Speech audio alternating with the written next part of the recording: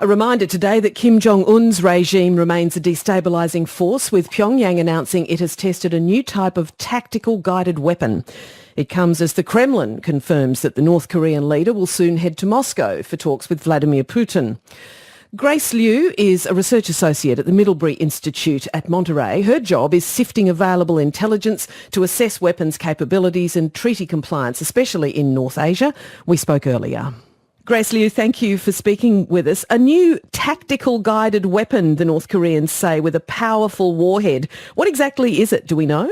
Well, the only time we've seen something similar to this test was back in November of last year, where Kim Jong-un and North Korean state media announced that they had conducted a new advanced tactical weapon test. And we still don't know what exactly that weapon was from November. And we assume it's probably something similar this time. So we can only speculate what it is. It's probably likely a long-range artillery weapon, but we can't be sure. And if that is what it is, what's the significance of that in terms of North Korea's weapons program? Well, it's certainly something that would hold South Korea at risk and other regional targets.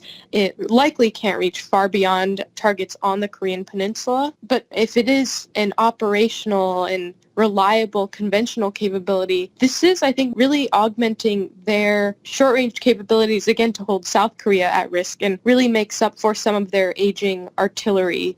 So even though it's not a ballistic missile or a nuclear weapon, it has a clear place in the evolution of Kim's strategic armoury? Yes, certainly. I think this is also a way for Kim Jong-un to signal back to the U.S. and perhaps the South Korean president as well, that he is still, trying to gain some leverage in these negotiations and that he still holds these military options in his pocket. So I think it's also a reminder, in addition to the military utility of it, to say, hey, this is still an issue. You are all still at risk and, we need to get negotiating again soon. In the midst of all of this, we see a pretty sort of static moment, don't we, in US-North Korea talks since that Hanoi summit failed. But we hear that Kim Jong-un is soon to be hosted in Russia by President Vladimir Putin. Now, the two sides do have a relationship historically, don't they?